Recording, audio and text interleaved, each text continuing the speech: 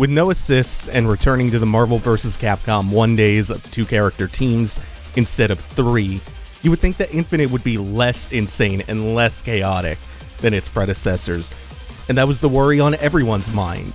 But Marvel Infinite's tagging system is deceptively ingenious. In Infinite, you can tag in a character while your point character completes a move. You aren't calling an assist to cover your point character, you're turning your point character into the assist. The implications of that are so insanely far-reaching. In Marvel 3, you choose one of 3 possible attacks each character can do as an assist.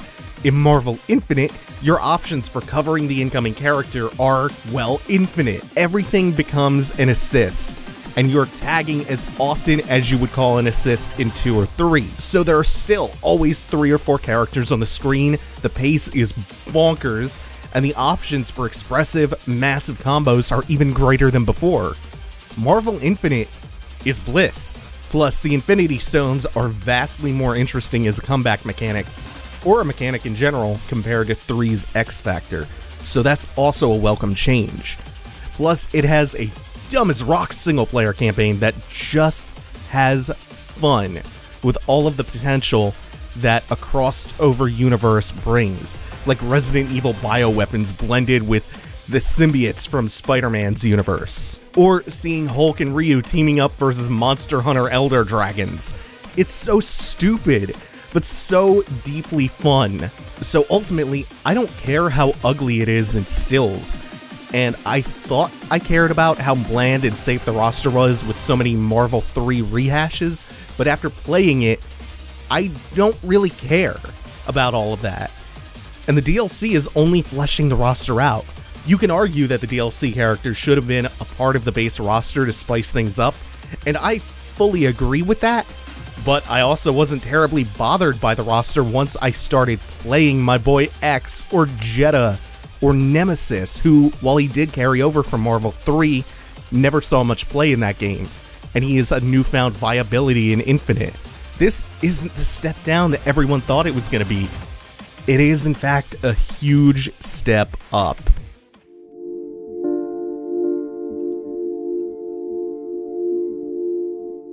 What Remains of Edith Finch never settles into a rhythm for too long.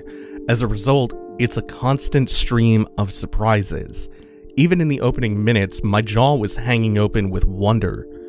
You could derisively call this a walking simulator, but that as a pejorative has never really sat right with me, and it's not even a totally accurate descriptor for Edith Finch. How you interact with this rich, intimately crafted world is, in the tradition of the game itself, full of surprises.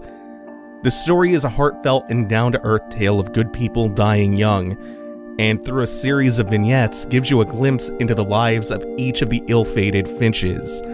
And these vignettes weave a larger narrative tapestry that is as beautiful as the desolate house you spend the game wandering through. What Remains of Edith Finch is one of the most touching surprises of the year.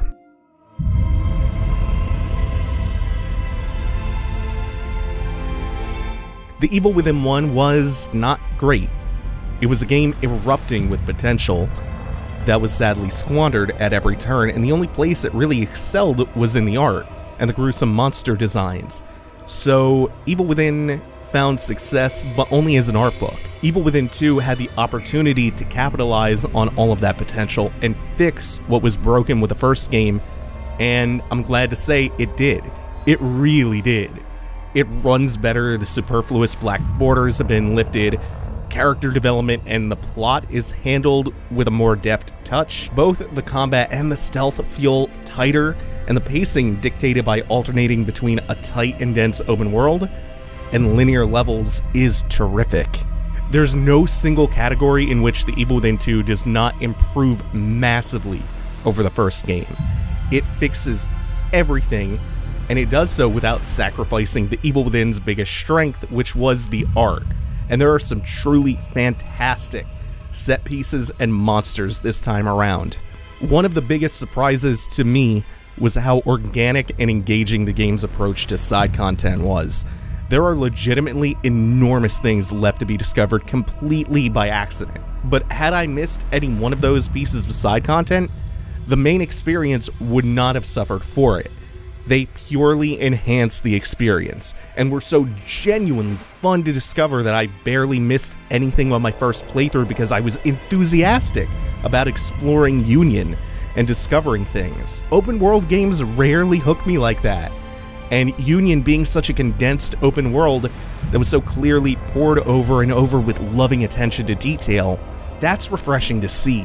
This is a hallmark for what a good sequel should be.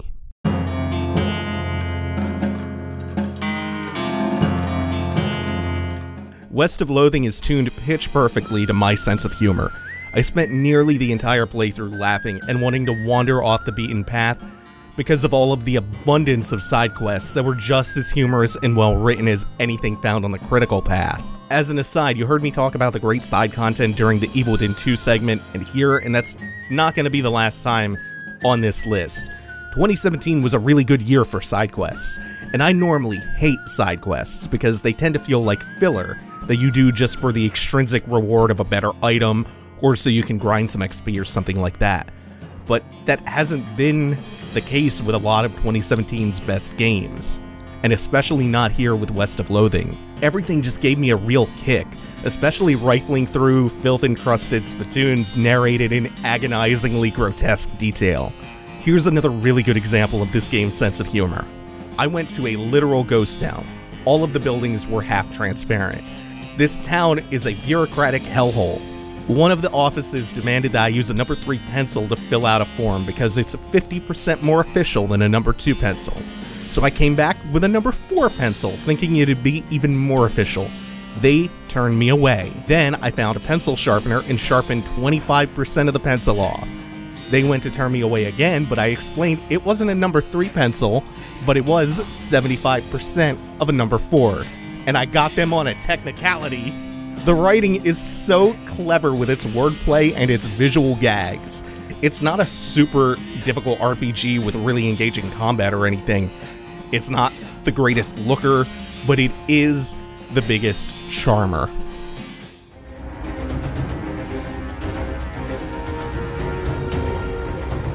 I loved Mortal Kombat 9, I loved Mortal Kombat X. Never got into Injustice though. The pace of the game felt a little bit glacial for me, and I didn't fully appreciate the mind games and the functionality of the Clash system. So a lot of the times, I was left kind of looking at it derisively from the sidelines, but never giving it the chance that I think it deserved. But around the time that Injustice 2 was announced, I was thinking, you know, I really could go for MKX, except with proper blocking instead of the block button. MKX is very set play and 50-50 focus. It's blisteringly fast and aggressive, and I appreciate what it is for what it is, and I had a really ignorant view of what Injustice was, because it's nothing like that. Yes, they're both Netherrealm fighters, but they are so completely separate that the comparison that I drew was kind of absurd. But I had this shallow view of what Injustice was, and I suppose my ignorance helped me give Injustice 2 the chance that it deserved. And I'm glad about that because this has quickly become one of my all-time favorite fighters. My favorite one since at least Killer Instinct. Differing from MKX, this one is incredibly footsie heavy. Some characters excel at set play, but you still generally need a game plan to win the neutral game in order to start that set play up. Stages are generally very wide, and what has helped me get into Injustice 2 is that characters tend to feel a lot lighter on their feet. Even the heavier big body characters don't feel quite as stuck to the floor. It's an overall smoother experience. Mechanically, things haven't even changed all that drastically. Interactables, flashing, and traits, depending on the character, are all still there, and it's all stuff that works brilliantly. And new to the game is a huge suite of options for meter management. There's a new air escape that costs a bar of meter, a forward roll that costs a bar, a push block, and that's on top of super and EX moves that return. The other thing that makes Injustice 2 a lot more appealing to me is the roster and some of the deep cuts they made for it. You're never going to have a DC fighting game that doesn't feature Batman or Superman, and I wouldn't have it any other way. But the roster isn't entirely safe options either. There are characters like Dr. Fate in there, Swamp Thing, Atrocitus, Gorilla Grodd. There's a great balance of obvious choices and surprising selections. And the DLC gets even better, goes even deeper into the back catalog of DC characters, and includes characters like Adam, who I currently think is the coolest character to ever be in a fighting game. NetherRealm has continued to make drastic improvements between sequels, and that is so encouraging to me.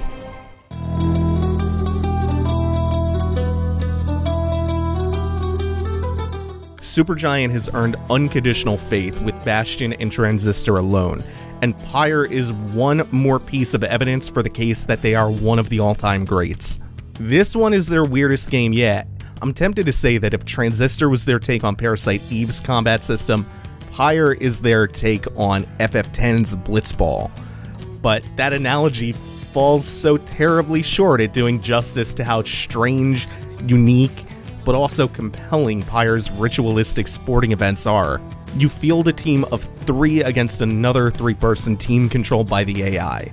On each side of the field is each team's respective Pyre, and in the middle is an orb.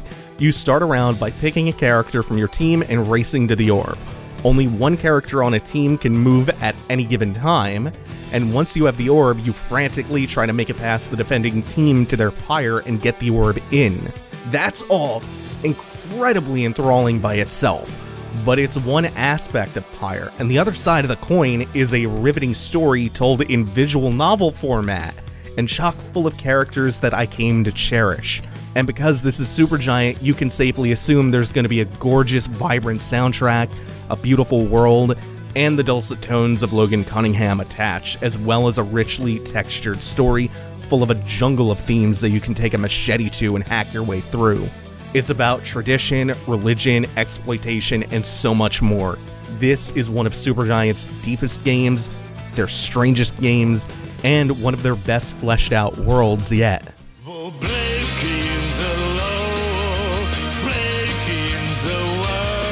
I find it really difficult to pinpoint exactly what appeals to me about Yakuza 0.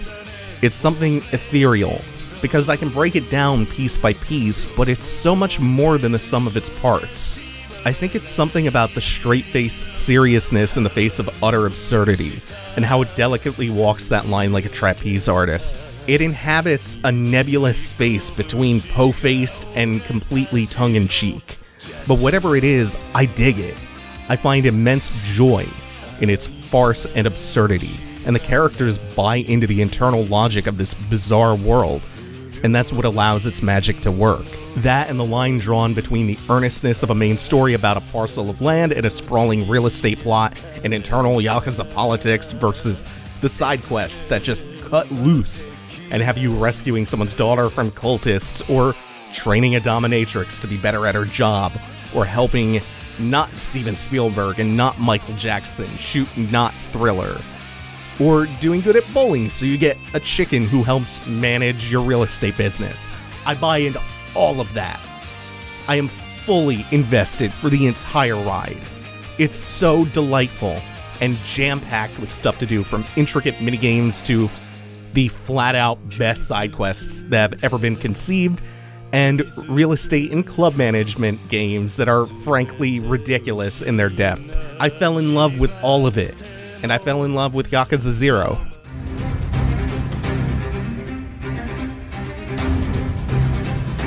Pushing forward how video games tell stories is something that Yoko Taro excels at, from the music to the credit sequences.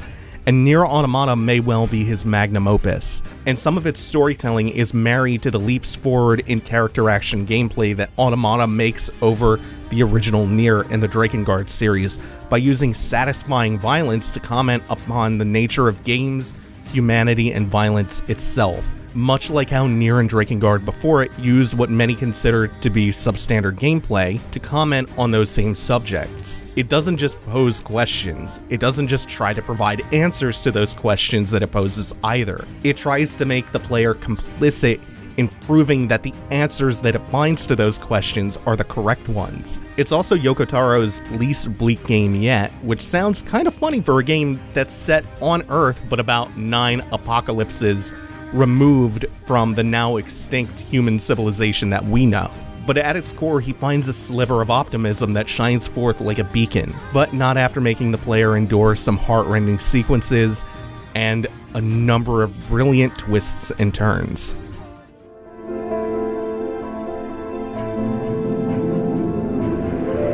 Hours into Holonight, you think you have the flow down, and then it sprawls wildly out of control, and you're 3 areas removed from where you started, making progress completely by accident, until everything finally loops back on itself, and it's a mind-blowing experience.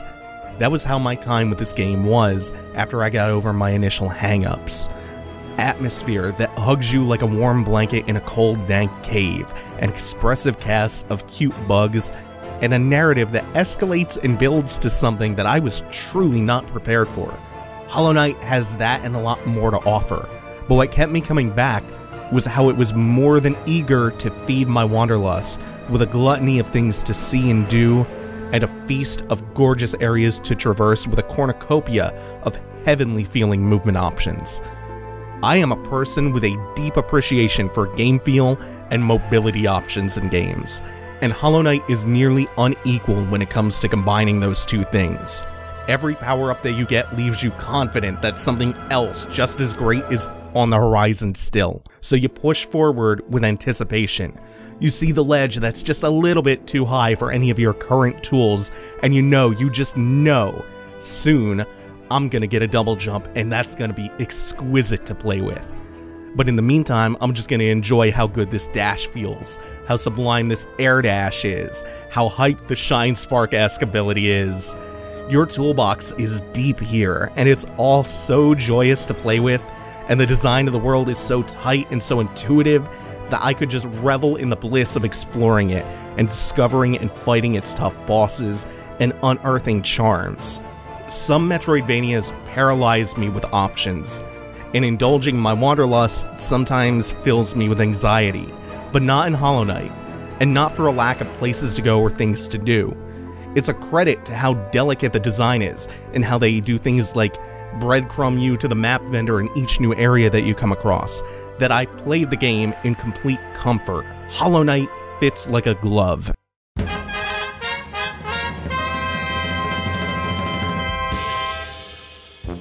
My instinct is just to play different music clips and scream, "Buy this game! Just see for yourself, it's so good!" All I want to do is lavish praise on Cuphead and effusively state over and over how much I enjoyed this game and how I adore its entire aesthetic. I don't know if that's a good enough or cohesive way to boil down my thoughts on Cuphead into a 1 or 2 minute blurb, but what else can I tell you that you can't see for yourself in these clips or hear for yourself? Few games have ever come out that feel so closely tailored to my exact tastes. Its aesthetic is derived from 1930s cartoons and a mix of swing, bebop, and jazz. It doesn't pay lip service or homage to those stylistic influences either. Studio MDHR went out of its way and bet their livelihoods on painstakingly recreating the look, feel, and process of creating those cartoons, and the result is that every detail, every frame, is infused with an amount of love that is stupendously obvious. If this game was just that, if it was just those things, it would be qualified to at least be somewhere on this list. But then there's the matter of how they chose to realize this aesthetic, by building it into a run-and-gun homage to games like Gunstar Heroes. This game is almost nothing but bosses, tremendously in-depth ones with tons of phases and animations and attack patterns, bosses that are tough as nails and varied and so fun to learn and fight. And a handful of inventive platforming stages, but mostly bosses, that show off this game's aesthetic at its best while providing a satisfying and rewarding challenge to complete. And that's not gonna appeal to everyone, but like I said, it appeals deeply to me. When a game comes out and it feels practically like it was made just for you, you can't do anything but call it your game of the year. And that's what Cuphead is. My game of the year.